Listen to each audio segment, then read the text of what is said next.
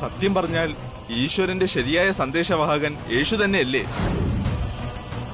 അങ്ങ് ആജ്ഞ നൽകിയാൽ മാത്രം മതി ഗുരുജി. ഇപ്പോൾ തന്നെ പോയി യേശുവിന്റെ വീടിന് തീ വെക്കാം. അല്ലെങ്കിൽ അവന്റെ വീട്ടുകാരെ മുഴുവൻ ഭയപ്പെടുത്തി ഈ ഗ്രാമത്തിൽ നിന്ന് അവരെ ഓടിക്കാം. വേണ്ട വേണ്ട,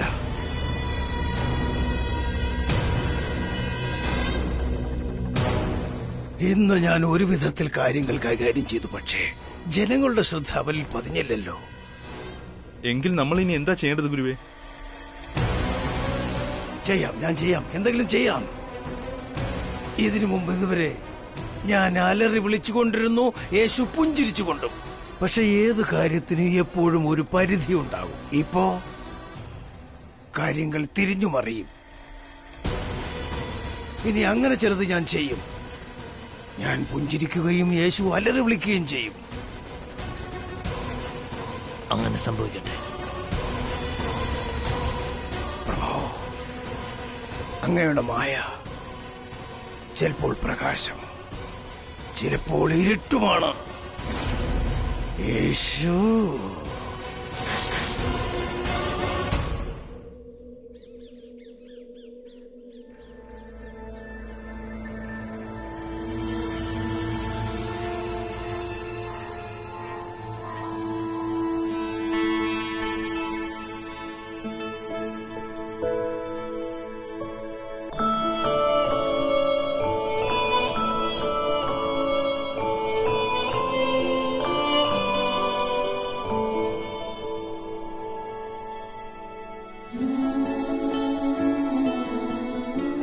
പൂർണ്ണ വിശ്വാസമുണ്ട്. ഇന്ന് പരമപിതാവായ ദൈവത്തിന്റെ അനുഗ്രഹത്താൽ നിനക്ക് എന്തായാലും ഈ പൂക്കളുടെ നിറമെല്ലാം നിന്റെ കണ്ണുകൾ കൊണ്ട് കാണാൻ സാധിക്കും. എനിക്ക് കാണാൻ സാധിക്കുന്നു. ഒരിക്കലും നടക്കില്ലെന്ന് ഞാൻ വിശ്വസിച്ച ആ അത്ഭുതം നടത്തി തന്നിരിക്കുന്നു.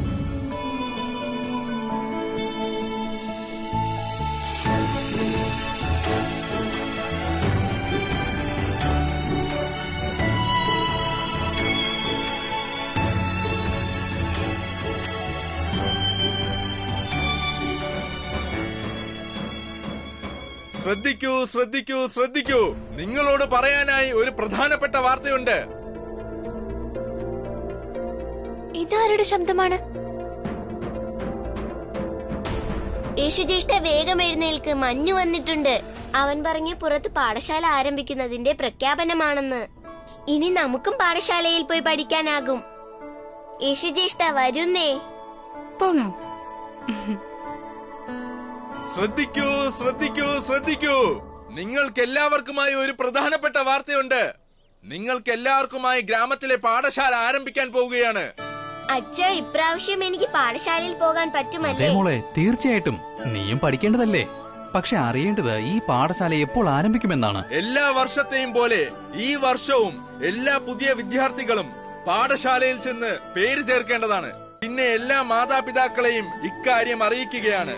ഇന്ന് തന്നെ നിർബന്ധമായും പേര് ചേർക്കേണ്ടതാണ്. കാരണം പാഠശാല ഇന്ന് തന്നെ ആരംഭിക്കുന്നതാണ്. ഇനി പഠിച്ചേ പറ്റൂ. അച്ഛാ, ഞാൻ വീട്ടിൽ നിന്ന് പഠിച്ചാ പോരെ? പാഠശാലയിൽ പോകേണ്ട കാര്യം എന്താണ്? ജ്യേഷ്ഠൻ പറഞ്ഞത് ശരിയാ. ഞാനും വീട്ടിലിരുന്ന് പഠിച്ചോളാം. ഞാൻ പറഞ്ഞു മനസ്സിലാക്കിക്കോളാം.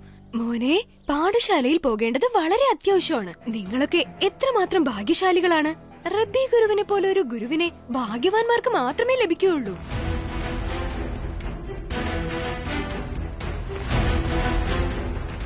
എന്താ എല്ലാ വർഷവും ഈ സമയത്താണോ പാഠശാല തുടങ്ങുന്നത് മന്നു?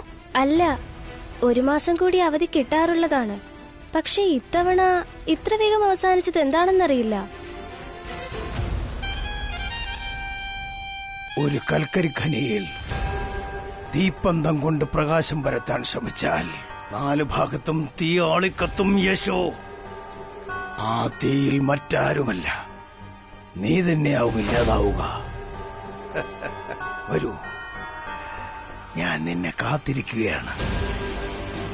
കാരണം നിന്നോട് പകരം വീട്ടാനുള്ള അവസരമാണ് എനിക്കിത്.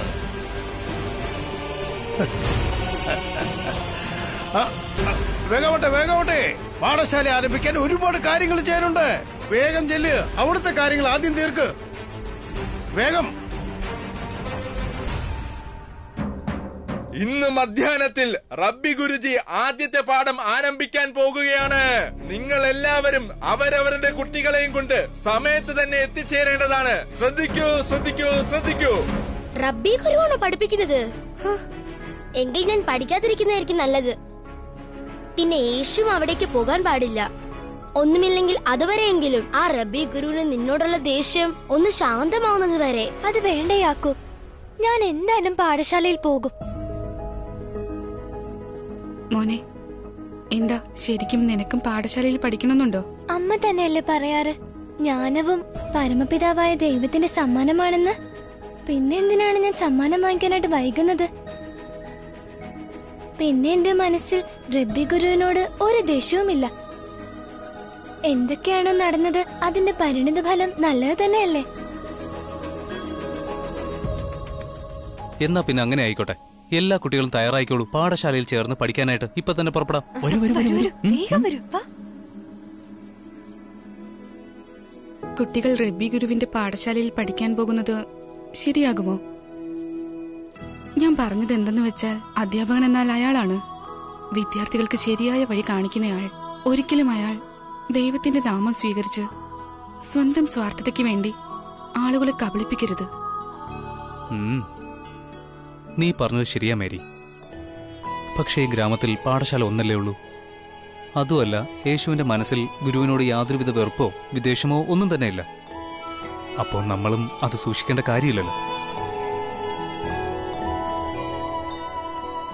എനിക്ക് മനസ്സിലാവുന്നുണ്ട് നീ ചിന്തിക്കുന്നത് എന്തിനെ പറ്റിയാണെന്ന്. ഇതല്ലേ നമ്മുടെ കുട്ടികളോട് റബ്ബി ഗുരു എങ്ങനെയാണ് പെരുമാറുകയെന്ന്. ഒരുപക്ഷെ ദൈവം ആഗ്രഹിക്കുന്നുണ്ടാവും അദ്ദേഹത്തിന്റെ പുത്രൻ ഈ പാഠശാലയിൽ ചെന്നെത്തണമെന്ന്. എന്നിട്ട് റബ്ബി ഗുരുവിന് നല്ല വഴി കാണിച്ചു കൊടുക്കാനായിട്ട്. നമ്മുടെ യേശുവിന്റെ ജീവിത ലക്ഷ്യവും അതുതന്നെയല്ലേ മേരി? വഴിതെറ്റി പോകുന്നവർക്ക് ശരിയായ വഴി കാണിച്ചു കൊടുക്കുക എന്നത്. അങ്ങ് പറഞ്ഞത് ശരിയാണ്. ഞാൻ ഇപ്പൊ തന്നെ മോനെ തയ്യാറാക്കാം. നീ അനുസരണക്കേട് കാണിക്കരുത്, പറഞ്ഞേക്കാം.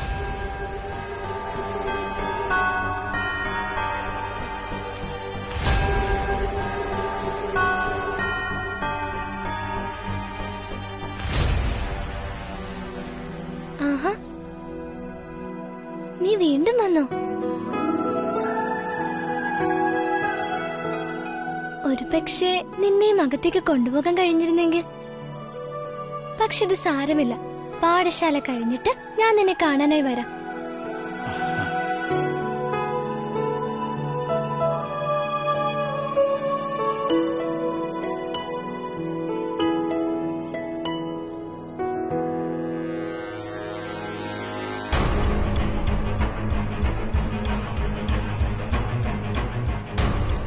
മാതാപിതാക്കൾക്ക് അകത്തേക്ക് പോകാൻ അനുവാദമില്ല. നിങ്ങളുടെ കുട്ടികളെ ഇവിടെ നിർത്തിയിട്ട് നിങ്ങൾക്ക് തിരിച്ചു പോകാം. നമ്മളിവിടെ വരാൻ പാടില്ലായിരുന്നു യേശു. അതിലൊരു പ്രശ്നവുമില്ല യാക്കൂബ്, എല്ലാം ശരിയായിക്കോളും.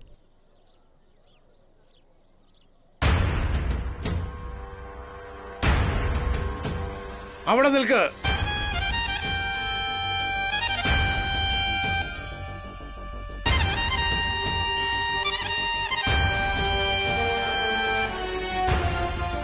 ഇത് വിദ്യ അഭ്യസിക്കുന്ന സ്ഥലമാണ്. ഇവിടെ വരുന്നതിന് മുൻപായി അവരവർ തന്റെ സ്ഥാനം ഉറപ്പിക്കേണ്ടതായിട്ടുണ്ട്.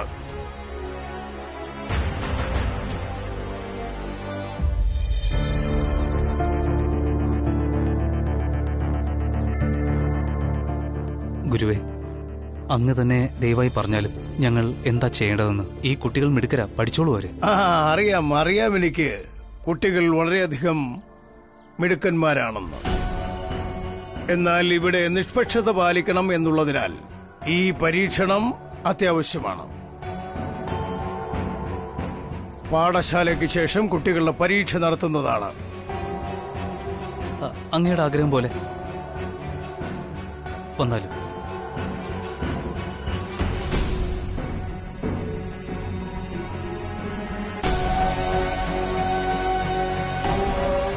ഈ പ്രവേശന പരീക്ഷ അങ്ങനെയായിരിക്കും.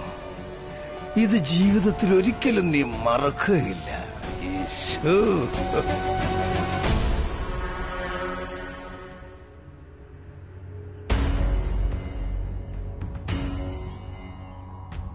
ഞാൻ എല്ലാ സ്ഥലത്തും നോക്കി. കൊട്ടാരത്തിൽ നിന്നും സന്ദേശവും കൊണ്ട് ഒരു പക്ഷിയും ഇതുവരെ വന്നിട്ടില്ല. ഭയപ്പെടാതിരിക്കൂ, അദ്ദേഹം സുരക്ഷിതനായി എത്തിയിട്ടുണ്ടാവും.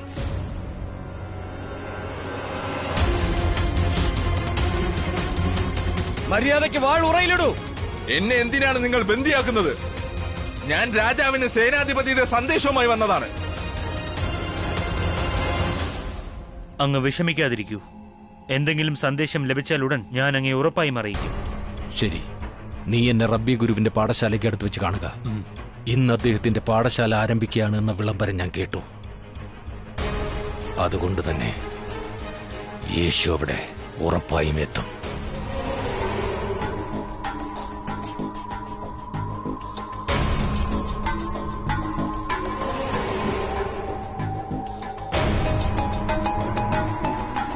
യേശുവും യേശുവിന്റെ കുടുംബത്തിലെ കുട്ടികളും ഇന്ന് പാഠശാലയിൽ എത്തിയില്ലേ? അതെങ്ങനെ സംഭവിക്കാനാണ്?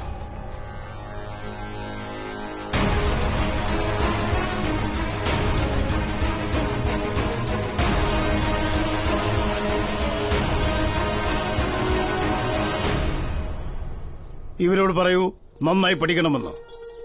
നന്നായി. നിങ്ങൾ കൃത്യസമയത്ത് തന്നെ എത്തിയത് കണ്ടപ്പോൾ സന്തോഷം തോന്നുന്നു. ശരി, പോയിക്കോളൂ.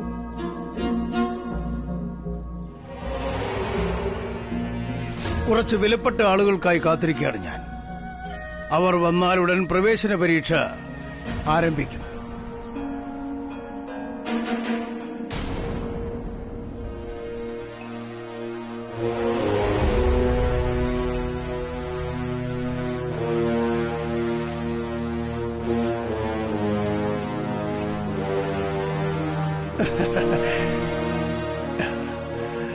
നിങ്ങൾക്ക് എല്ലാവർക്കും സ്വാഗതം.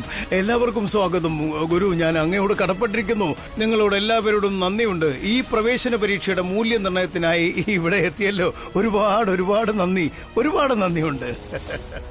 എന്താ ഇവരാണ് നമ്മുടെ പരീക്ഷ നടത്തുന്നത്? ഇങ്ങനെ ഇതിനു മുമ്പ് ഒരിക്കലും നടന്നിട്ടില്ല.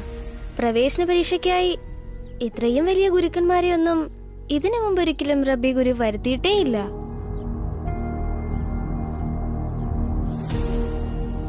നിങ്ങൾ പേടിക്കണ്ട കേട്ടോ. ഈ നടക്കാൻ പോകുന്ന പരീക്ഷയിൽ നിങ്ങൾ ഉറപ്പായിട്ടും വിജയിച്ചിരിക്കും. കണ്ടോളൂ. വന്നാലും വന്നാലും മാറി നിൽക്ക് വന്നാലും വന്നാലും.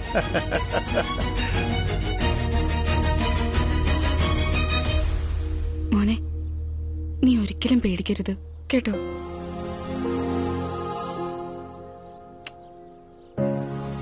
പൊയ്ക്കോ. ഈ റബ്ബി ഗുരുവിനെ കാണുമ്പോൾ തോന്നുന്നത് യേശുവിന്റെ ശത്രു ഇവിടെ മുൻപേ എത്തിയെന്നാണ്.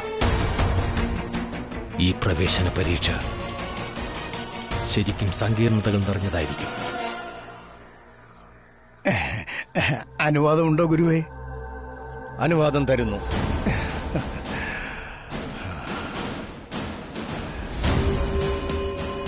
ഇപ്പോൾ പരീക്ഷ ആരംഭിക്കുകയാണ്. ഏത് കുട്ടിയെയാണോ ആദ്യം വിളിക്കുന്നത് അവൻ മുന്നോട്ട് വന്ന് ചോദ്യങ്ങൾക്ക് ഉത്തരം പറയണം.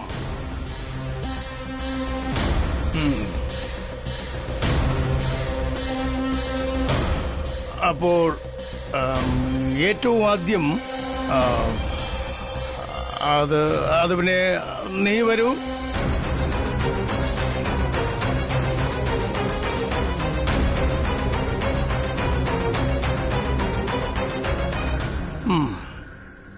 ഇത് പറയൂ മകനെ, അതായത് 2 ഉം 2 എത്രയാണ്? 2 2 4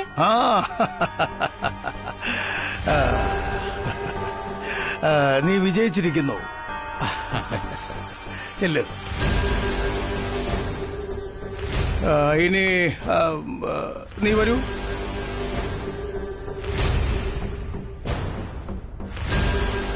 ഇത് പറയൂ, അതായത് ആകാശത്തിന്റെ നിറം എന്താണ്? ജ്യേഷ്ഠൻ പറയുന്നത് നീലയാണെന്നാണ്.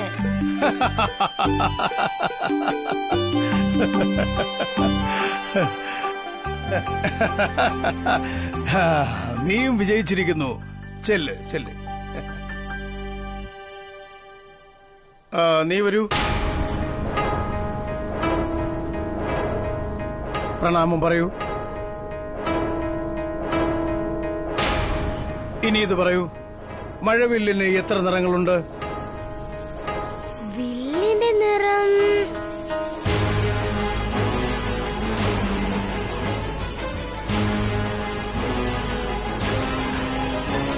യേശു, വില്ലിനെന്താ നിറമുണ്ടോ?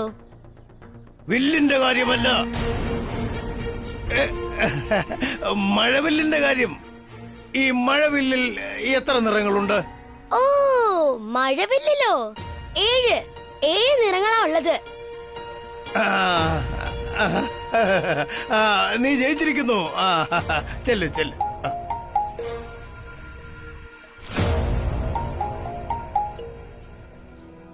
അമ്മേ, എനിക്ക് കാഴ്ചയില്ലാതിരുന്നപ്പോ പാഠശാലയിലേക്ക് വരാൻ കഴിഞ്ഞിരുന്നില്ലല്ലോ. പക്ഷെ ഇപ്പൊ എനിക്ക് പാഠശാലയിൽ പഠിക്കാൻ സാധിക്കും.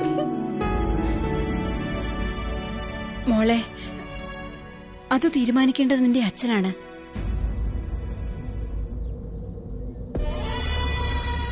യേശു, ഇനി നീ വരൂ.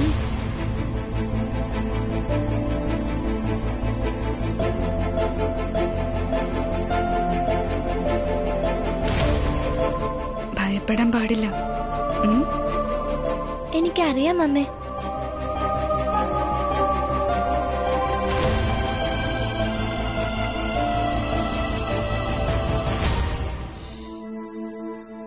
എനിക്കും പ്രവേശന പരീക്ഷയിൽ പങ്കെടുക്കണം യേശുജ്യേഷ്ഠ.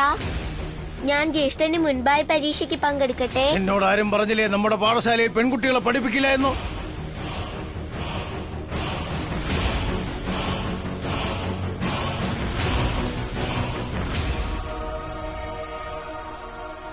ഗുരുജി, ആശയ നല്ല ബുദ്ധിയുള്ള കുട്ടിയാണ്.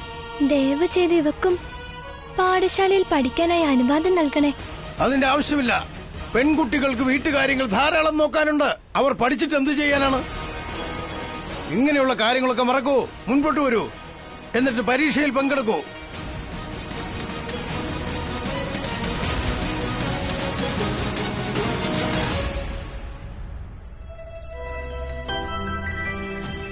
കരയാതിരിക്ക ആശയ, നീ പാഠശാലയിൽ എന്തായാലും പഠിക്കും.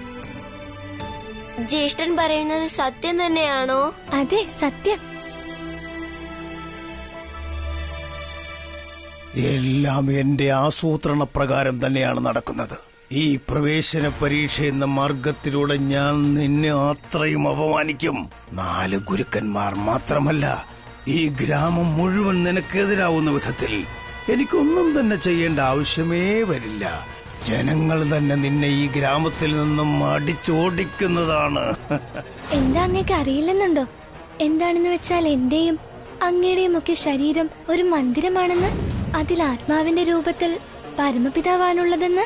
അതിനാൽ അദ്ദേഹത്തിന്റെ അനുഗ്രഹം ലഭിക്കാനായി ഒരു മന്ദിരത്തിലോ അല്ലെങ്കിൽ മറ്റെവിടെയെങ്കിലോ എന്തിനാണ് പോകുന്നത്? നീ ഒരിക്കലും ചിന്തിച്ചിട്ടുണ്ടാകില്ല സ്വന്തം വാക്കുകൾ നിന്നെ ഇത്രയധികം പ്രശ്നത്തിലാക്കുമെന്ന്.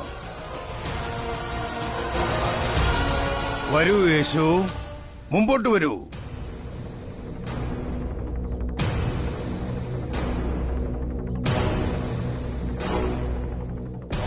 മകനെ യേശു, ഇത് പറയൂ. പള്ളിയിൽ പോയി ദൈവത്തോട് പ്രാർത്ഥിക്കുന്നതിന്റെ മഹത്വം എന്താണെന്ന് പറയൂ. എന്താണ് മഹത്വം? പറയൂ.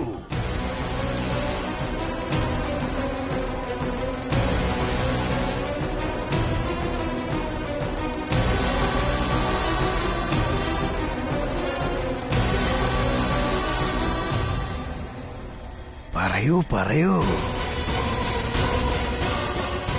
തീർച്ചയായും യേശു ഈ പള്ളിയിലെ പ്രമുഖരുടെ മുമ്പിൽ വെച്ച് എന്തു തന്നെ പറഞ്ഞാലും അത് അവരുടെ അഭിമാനത്തിനെതിര് തന്നെയായിരിക്കും. റബ്ബി ഗുരു നമ്മളോടൊക്കെ എത്ര ലളിതമായ ചോദ്യങ്ങളാണ് ചോദിച്ചത്. എന്നാൽ ഇപ്പോൾ മനഃപൂർവ്വം യേശുവിനോട് ഏറ്റവും കഠിനമായ ചോദ്യമാണ് ചോദിക്കുന്നത്. ആർക്കെങ്കിലും പള്ളിയിൽ പോകുന്നത് കൊണ്ട് സുഖവും ശാന്തിയും ലഭിക്കുന്നെങ്കിൽ അവരവിടെ എന്തായാലും പോകേണ്ടതാണ്. എന്നാൽ പരമപിതാവായ ദൈവത്തിനോട് പ്രാർത്ഥിക്കുന്നതിന് പള്ളിയിൽ പോകേണ്ട യാതൊരു ആവശ്യവുമില്ല.